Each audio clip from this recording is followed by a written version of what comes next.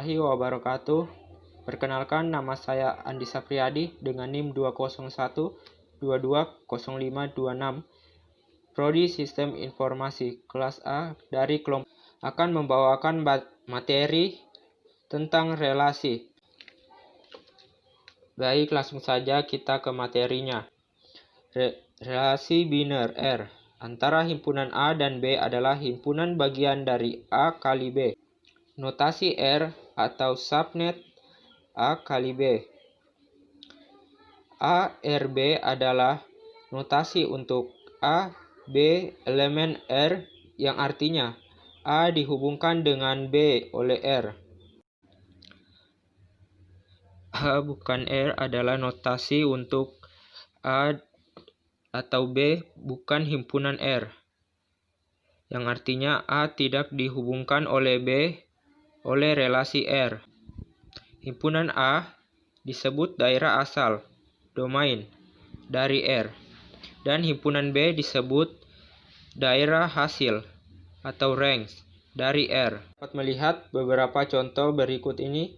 Misalkan R adalah relasi pada A sama dengan 2, 3, 4, 8, 9 yang didefinisikan oleh X dan Y, elemen R.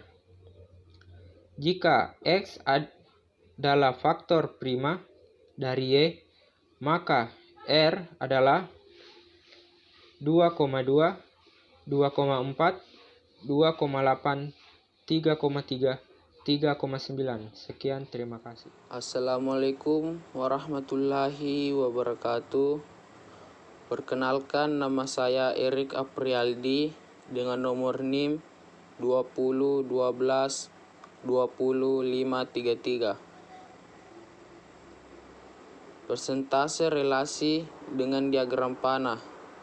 Di sini terbagi menjadi 3 contoh. Contoh pertama, relasi biner pengambilan mata kuliah. Contoh kedua, relasi biner habis membagi. Contoh ketiga, relasi sebuah himpunan, yaitu variabel prima. Persentase relasi dengan tabel. Kolom pertama, tabel dinyatakan daerah asal, dan kolom kedua menyatakan daerah hasil. Berikut ini adalah contoh persentase dengan diagram panah, namun persentase relasi himpunan dengan tabel ini tidak lazim dilakukan. Persentase relasi dengan matriks. Misalkan R adalah relasi dari himpunan A, yaitu 1, A1, A2, hingga AM, dan himpunan B, yaitu B1, B2, hingga Bn. Relasi R dapat dijelaskan dengan matriks M dengan setiap elemennya M, I, J,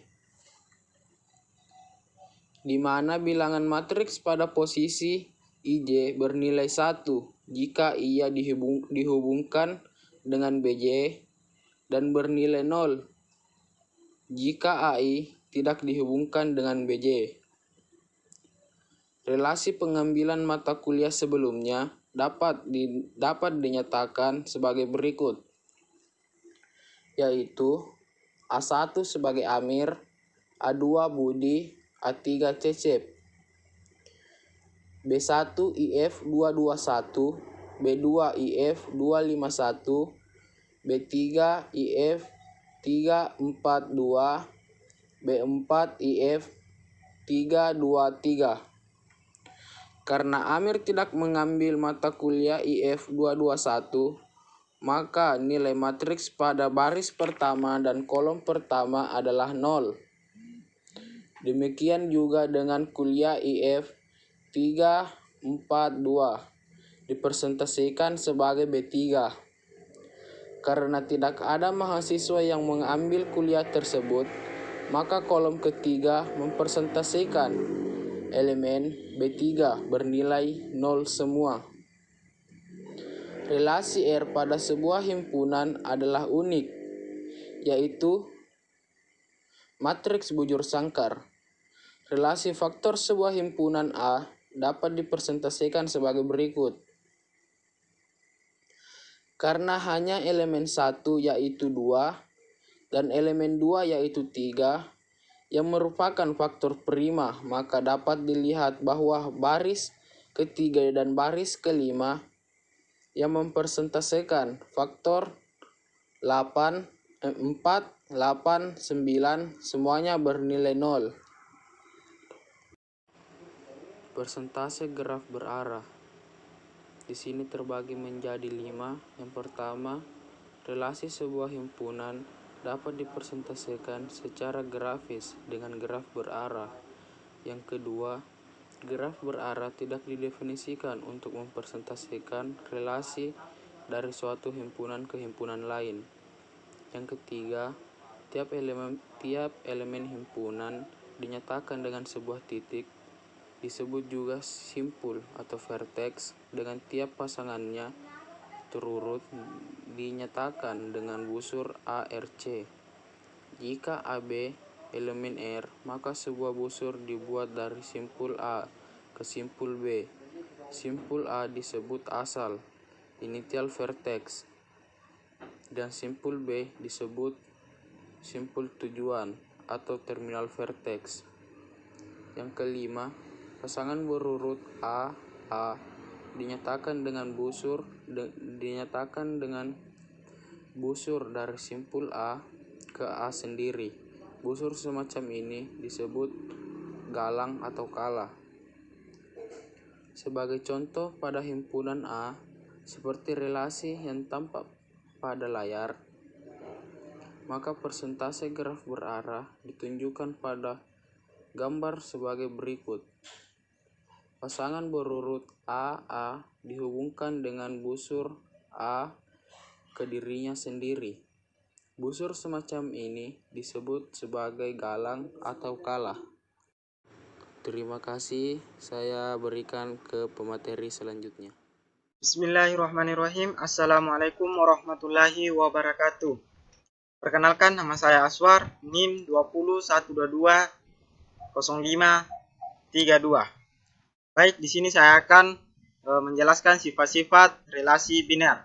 Dalam relasi biner terbagi atas 3, yaitu yang pertama refleksif, yang kedua menghantar atau transmitif, yang ketiga tolak setangkup dan setangkup. Baik, saya akan menjelaskan sifat yang pertama, yaitu refleksif. Definisi dari refleksif yaitu relasi R pada himpunan A disebut refleksif jika A, anggota dari R untuk setiap A anggota dari himpunan A. Yang kedua, relasi R pada himpunan A tidak refleksif jika ada A anggota dari himpunan A. Sedemikian sehingga A, bukan anggota dari R. Baik, kita ke contoh. Misalkan himpunan A beranggotakan 1, 2, 3, dan 4. Dan relasi R di bawah ini didefinisikan pada himpunan A. Maka R yang pertama yaitu 1,1, 1,3, 2,1, 2,2, 3,3, 4,2, 4,3, dan 4,4 bersifat refleksif karena terdapat pada elemen relasi yang berbentuk A, yaitu 1,1 terdapat pada relasi R, kemudian 2,2 terdapat pada relasi R, 3,3 terdapat pada relasi R, dan 4,4 terdapat pada relasi R. Jadi ini bersifat refleksif. Kemudian R yang kedua yaitu beranggotakan 1,2, 2,2, 2,3, 4,2, 4,3, 4,4. Tidak bersifat refleksif karena 3,3 bukan anggota dari R. Di sini telah dijelaskan bahwa 3,3 bukan anggota dari R. Nah, kita bisa lihat di sini 3,3 tidak ada dalam anggota R. Tetapi pada himpunan A sudah dituliskan bahwa 1, 2, 3, dan 4. Tetapi di sini dalam anggota dari R tidak ada, maka ini tidak termasuk refleksif. Baik, kita yang ke sifat yang kedua, yaitu menghantar atau bisa disebut dengan transitif. Definisi dari menghantar yaitu relasi R pada himpunan A disebut menghantar jika A, B anggota dari R dan B, C anggota dari R, maka A, C anggota dari R untuk A, B, C anggota dari himpunan A. Baik, untuk lebih jelasnya kita ke contoh. Misalkan himpunan A beranggotakan 1, 2, 3, 4 dan relasi R di bawah ini didefinisikan pada himpunan A. Maka R yang pertama yaitu 1,2, 3,1, 3,2, 4,1, 4,2, dan 4,3 bersifat menghantar. Kenapa bersifat menghantar? Kita buktikan dengan tabel atau pasangan berbentuk ini. Di sini terdapat 3 kolom sesuai dengan definisi dari menghantar tersebut, yaitu A, B, B, C, maka akan menghasilkan A, C.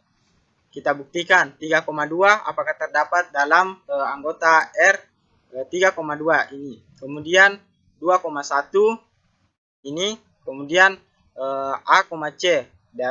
Hasil dari A yaitu 3 dan C yaitu 1. Jadi 3,1 dan terdapat juga di anggota R ini yaitu 3,1. Begitu pula seterusnya yaitu 4,2 terdapat dalam anggota R, kemudian 2,1 terdapat dalam anggota R dan A-nya adalah 4, C-nya adalah 1, maka 4,1 dan terdapat juga di anggota R dan begitu seterusnya. Kemudian R yang kedua 1,1, 2,3, 2,4, 4,2 tidak menghantar karena 2,4 dan 4,2 anggota dari R. Ini 2,4 dan 4,2 anggota R. Tetapi 2,2 atau hasil dari A, C tidak terdapat dalam anggota R. Kita buktikan. 2 adalah A, B adalah 4, kemudian B-nya adalah 4, C-nya adalah 2. Maka hasilnya A, C. Di sini 2,2 dan tidak terdapat pada relasi R atau anggota R yang kedua, maka ini tidak termasuk transmitif atau tidak menghantar. Begitu pula juga 4,2 dan 2,3. Baik, kita ke R yang ketiga yaitu beranggotakan 1,1, 2,2, 3,3, dan 4,4. Jelas menghantar. Kenapa jelas? Kita buktikan.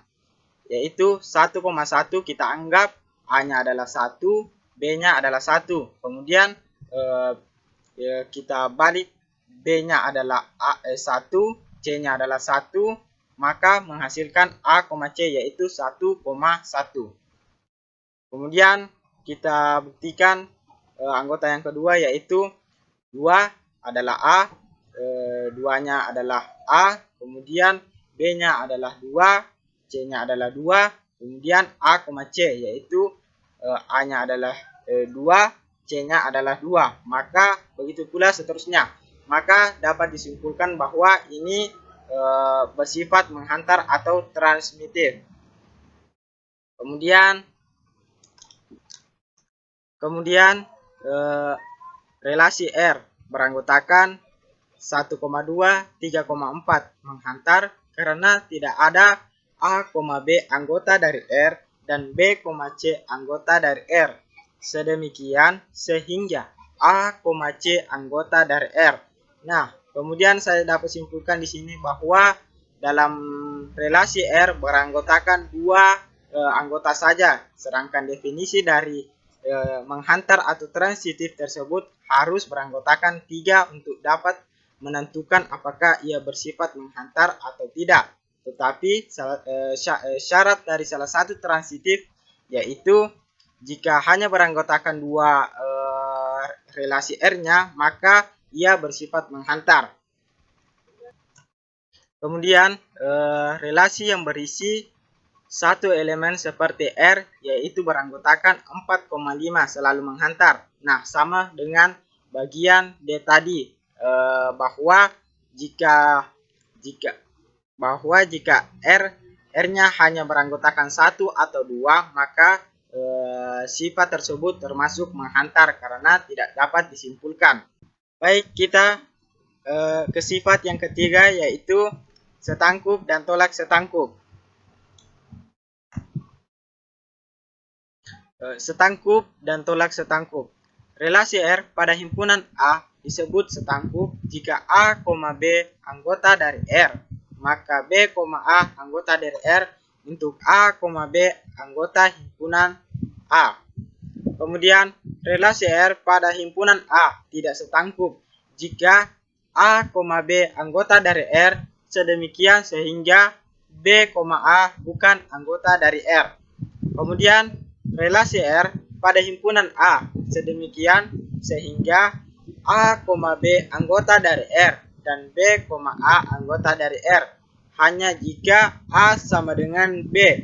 Untuk A, B anggota himpunan A disebut tolak setangkup. Relasi R pada himpunan A tidak tolak setangkup jika ada elemen atau anggota yang berbeda A dan B. Sedemikian sehingga A, B anggota dari R dan B, A anggota dari R. Baik, untuk penjelasan lebih lanjutnya kita ke contoh. Misalkan himpunan A beranggotakan 1, 2, 3, 4 dan relasi R di bawah ini didefinisikan pada himpunan A. Maka relasi yang pertama beranggotakan 1,1, 1,2, 2,1, 2,2, 2,4, 4,2, dan 4,4 bersifat setangkup karena jika A, B anggota R, maka B, A juga anggota R. Di sini kita lihat yaitu 1,1 kita balik 2,1. Nah, di sini 1,2 terdapat pada anggota R. Kemudian kita balik 2,1 terdapat juga pada anggota R. Begitu juga 2,4 yaitu kita balik 2,4 terdapat pada anggota R. Kemudian kita balik 4,2 terdapat pada anggota R. Sehingga dapat disimpulkan bahwa R yang pertama ini atau R yang pertama ini bersifat setangkup. Kemudian R yang kedua beranggotakan 1,1, 2,2, 2,3, 2,4, 4,2 tidak setangkup karena 2,3 anggota R tetapi 3,2 bukan anggota R, atau bisa dikatakan 3,2 ini tidak terdapat dalam anggota R sehingga tidak setangkup. Baik, kita ke contoh yang ketiga atau R yang ketiga, yaitu beranggotakan 1,1, 2,2, 3,3 tolak setangkup karena 1 sama dengan 1 dan 1,1 anggota dari R.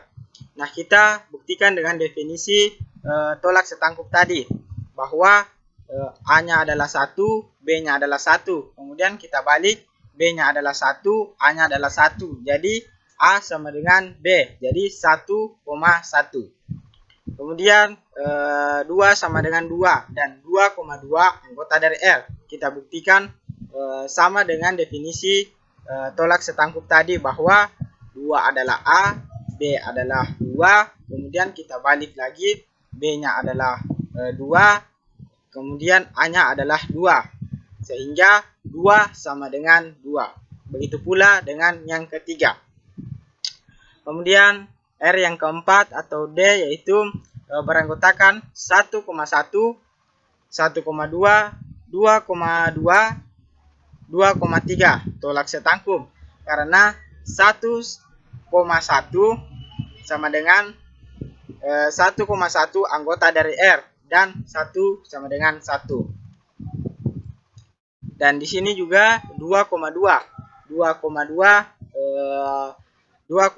anggota dari R, sehingga 2 sama dengan 2, sama penjelasan seperti di atas tadi. Dan di sini 1,2-nya kita tidak bisa menentukan karena B, A-nya tidak terdapat dalam anggota R. Kemudian kita contoh kelima, yaitu anggota dari R beranggotakan 1,1, 2,4, 3,3, 4,2. Tidak tolak setangkup karena 2 tidak sama dengan 4, tetapi 2,4 dan 4,2 anggota dari R. Nah, saya jelaskan sedikit sini bahwa 2,4 itu anggota dari R. Kemudian kita balik 4,2 anggota dari R juga, tetapi 2 tidak sama dengan 4. Tetapi 2 tidak sama dengan 4. Kenapa bisa dikatakan bahwa A-nya adalah 2, 4 adalah B, kemudian kita balik 4-nya adalah B, A-nya 4-nya adalah B, 2-nya adalah A, sehingga A sama dengan B, tetapi 2 tidak sama dengan 4. Baik, kita ke R yang ketujuh, yaitu beranggotakan 1,2, 2,3, 1,3. Tidak setangkup, tetapi tolak setangkup. Nah, di sini dikatakan tidak setangkup karena 1,2 kita balik 2,1 tidak ada dalam anggota R ini. Kemudian 2,3, 3,2 tidak ada dalam relasi atau anggota dari R ini. Kemudian 1,3 kita balik 3,1 dan 3,1 juga di sini tidak terdapat dalam anggota R. Maka dapat disimpulkan bahwa ini R yang ketujuh ini tidak setangkup. Atau contoh R ini tidak setangkup, tetapi tolak setangkup. Kenapa bisa dikatakan tolak setangkup? Karena memenuhi syarat dari tolak setangkup tersebut, karena A, B di sini berbeda semua, yaitu A, B-nya yaitu 1,2, 2,3, 1,3 berbeda semua. Tetapi di sini memenuhi kondisi yaitu B, A tidak ada dalam anggota R, yaitu B, A-nya yaitu 2,1, 3,2, 3,1 tidak ada dalam anggota R ini, sehingga dapat disimpulkan bahwa ia termasuk tolak setangkup karena memenuhi syarat karena tidak ada dalam anggota R ini, B, A-nya. Kemudian kita contoh selanjutnya, yaitu relasi R beranggotakan 1,1, 2,2, 2,3, 3,2, 4,2, 4,4. Tidak setangkup dan tidak tolak setangkup. Kenapa R tidak setangkup? Karena 4,2 anggota R, tetapi 2,4 bukan anggota dari R. 2,4 bukan anggota dari R. Dan R tidak tolak setangkup karena 2,3 anggota dari R dan 3,2 anggota dari R, tetapi 2 tidak sama dengan 3. Misalkan R adalah relasi dari himpunan A ke himpunan B. Inverse dari relasi R dilambangkan dengan R pangkat minus 1 adalah relasi dari B ke A yang didefinisikan oleh R pangkat minus 1 sama dengan B, A. Demikian sehingga A, B elemen relasi R. Contoh, misalkan P yang beranggotakan 2, 3, 4 dan Q yang beranggotakan 2, 4, 8, 9, dan 15. Jika kita definisikan relasi R dari P ke Q dengan P, Q elemen R, jika P habis membagi Q, maka kita peroleh relasi R sama dengan hasil berikut. R pangkat minus 1 adalah inverse dari relasi R. Inverse maksudnya kebalikan, yaitu relasi dari Q ke P dengan Q Q, P elemen R pangkat minus 1. Jika Q adalah kelipatan dari P, maka kita peroleh jika M kita ingin merepresentasikan relasi R ke matriks M, maka matriks M sama dengan 3 baris dan 5 kolom. Dan setiap elemen menunjukkan relasi antara elemen P dan elemen Q. Maka matriks yang merepresentasikan relasi R pangkat minus 1, misalkan N, diperoleh dengan melakukan transpos terhadap matriks M. Jadi untuk memperoleh ini kita harus melakukannya dengan transpos namanya. Jadi bukan M lagi yang menjadi awalan tetapi N. Jadi matriks M, baris pertama matriks M menjadi kolom pertama matriks N. Kemudian juga dengan matriks baris kedua juga berubah menjadi matriks N, menjadi kolom N. Demikian juga dengan matriks baris ketiga juga berubah menjadi kolom matriks N. Bismillahirrahmanirrahim. Assalamualaikum warahmatullahi wabarakatuh. Perkenalkan, nama saya Asni Yunita, kelas A, NIM 20 12 20 5 30. Baiklah, saya akan menjelaskan tentang mengkombinasikan relasi. Yang pertama, karena relasi biner merupakan himpunan pasangan yang terurut, maka operasi himpunan seperti irisan, gabungan, selisih, dan beda setangkup antara dua relasi atau lebih juga berlaku. Yang kedua, jika R1 dan R2 masing-masing adalah relasi dari himpunan A ke himpunan B, maka R1 irisan R2, R1 gabungan R2, R1 selisih R2, dan R1 beda setangkup R2 juga adalah relasi A ke B. Contoh, misalkan A anggotanya A, B, C, dan B anggotanya A, B, C, D. Sebelum mencari R1 dan R2, kita koefisienkan terlebih dahulu. Cara mencarinya kita kalikan. Dan ini hasilnya. Selanjutnya, cara mencari R1 yaitu himpunan yang sama antara A dan B.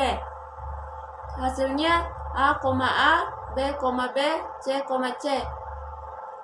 Cara mencari R2 yaitu kalikan himpunan A dan B dibuat secukupnya aja. Dan hasilnya A, B, C, D. Selanjutnya, cara mencari R1 irisan R2 yaitu cari yang sama antara R1 dan R2. Hasilnya A, R1 gabungan R2, cara mencarinya yaitu gabungan dari R1 dan R2 dan kita ambil semua.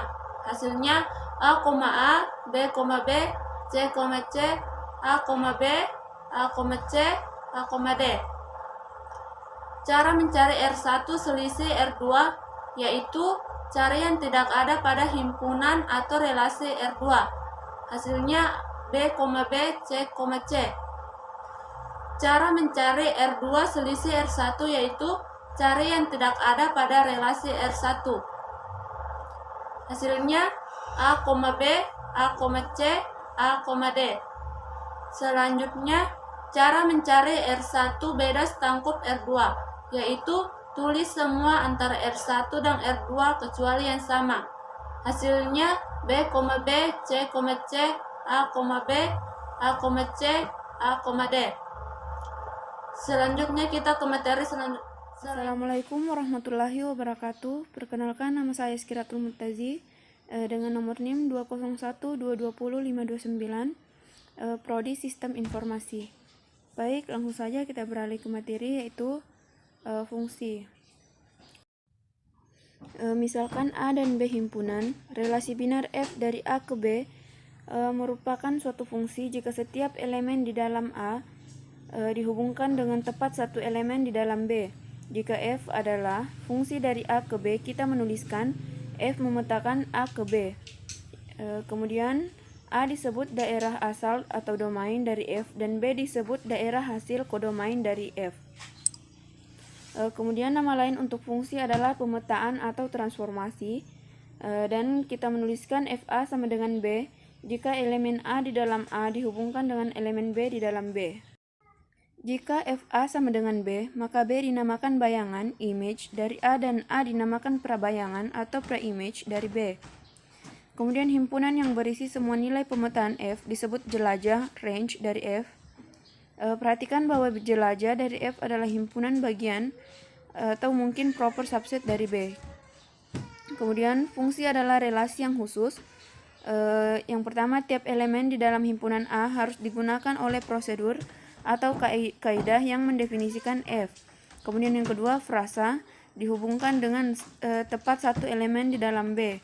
Berarti bahwa jika A, B elemen F dan A, C elemen F, maka B sama dengan C.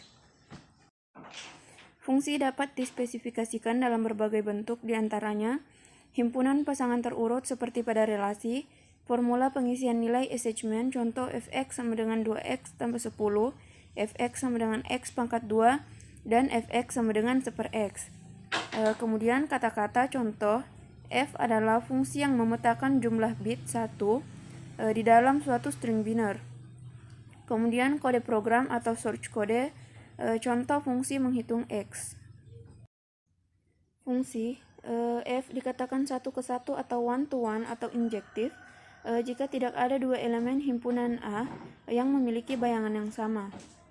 Kemudian fungsi f dikatakan dipetakan pada onto atau surjektif jika setiap elemen himpunan B merupakan bayangan dari satu atau lebih elemen himpunan A. Kemudian dengan kata lain, seluruh elemen B merupakan jelajah dari F. Fungsi F disebut fungsi pada himpunan B. Fungsi F dikatakan berkoresponden 1 ke 1 atau bijection jika ia fungsi 1 ke 1 dan juga fungsi pada. Contoh, F sama dengan elemen 1U, 2W, 3V dari A sama dengan 1, 2, 3 ke B, U, VW adalah fungsi yang berkoresponden 1 ke 1 karena F adalah fungsi 1 ke 1 maupun fungsi pada. Kemudian jika F adalah fungsi berkoresponden 1 ke 1 dari A ke B, maka kita dapat menemukan balikan inverse dari F. Kemudian balikan fungsi dilambangkan dengan F pangkat min 1, misalkan A adalah anggota himpunan A dan B adalah anggota himpunan B, maka F pangkat min 1 B sama dengan A jika F A sama dengan B.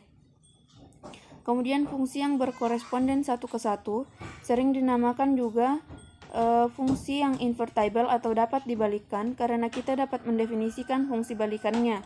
Sebuah fungsi dikatakan not invertible atau tidak dapat dibalikan jika ia bukan fungsi yang berkoresponden 1 ke 1 karena fungsi balikannya tidak ada. Baik, itulah tadi materi dari saya. Saya kembalikan ke pemateri. Assalamualaikum warahmatullahi wabarakatuh. Perkenalkan, nama saya Anjun, nomor NIM 2012 20527. Baiklah, langsung saja saya akan membawakan materi yang berjudul komposisi dari dua buah fungsi. Misalkan G adalah fungsi dari himpunan A ke himpunan B dan F adalah fungsi dari himpunan B ke himpunan C.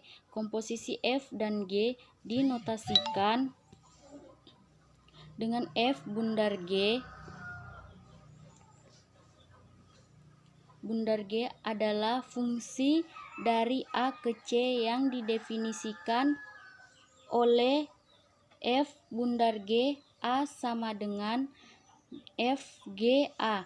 Contoh, diberikan fungsi G sama dengan 1,U, 2,U, 3,F yang memetakan A sama dengan 1,2,3 ke B sama dengan U, F, W dan fungsi F sama dengan U, Y, F, X, W, Z yang memetakan B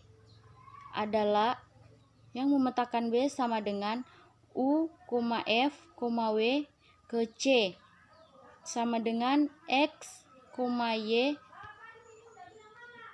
Z. Komposisi fungsi dari A ke C adalah F bundar G sama dengan 1, Y, 2, Y, 3, X. Beberapa fungsi khusus. 1. Fungsi Floor dan Cayley. Fungsi Floor dari X. X menyatakan nilai bilangan bulat terbesar yang lebih kecil atau sama dengan X. Fungsi Cayley dari X. X menyatakan bilangan bulat terkecil yang lebih besar atau sama dengan X. Dengan kata lain, fungsi Floor membulatkan X ke bawah, sebagai fungsi Cayley membulatkan X ke atas. Contoh, beberapa contoh nilai fungsi Floor dan Cayley. 3.5 sama dengan 3, 0.5 sama dengan 0, 4.8 sama dengan 4, minus 0.5 sama dengan minus 1, minus 3.5 sama dengan minus 4, 3.5 sama dengan 4, 0.5 sama dengan 1, 4.8 sama dengan 5, minus 0.5 sama dengan 0, minus 3.5 sama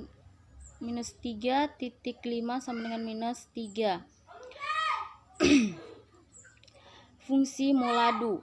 Misalkan A adalah sembarang bilangan bulat dan M adalah bilangan bulat positif. A mod M memberikan sisa pembagian bilangan bulat bila A dibagi dengan M. A mod M sama dengan R sedemikian sehingga A sama dengan M Q tambah R dengan 0 lebih kecil atau sama dengan R lebih kecil dari M. Contoh. Beberapa contoh fungsi moladu. 25 mod 7 sama dengan 4, 15 mod 4 sama dengan 0. 3612 mod 45 sama dengan 12, 0 mod 5 sama dengan 5, 25 mod 7 sama dengan 3, sebab kurang 25 sama dengan 7, titik minus 4 tambah 3. Fungsi faktorial. Fungsi faktorial n faktorial sama dengan kurung kurawal 1 kali 2 x titik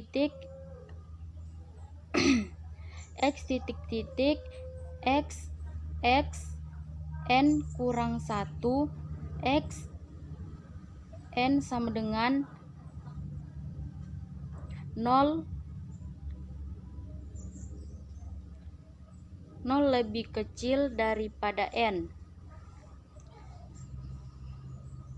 N lebih kecil daripada sama dengan fungsi eksponensial. A pangkat n sama dengan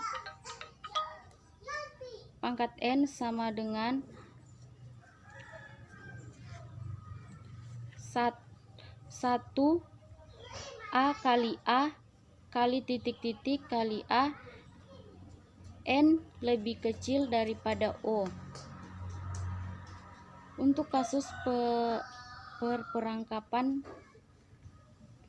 perpangkatan negatif, A pangkat N sama dengan 1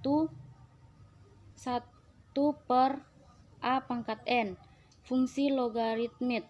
Fungsi logaritmik terbentuk Y sama dengan pangkat N log kali X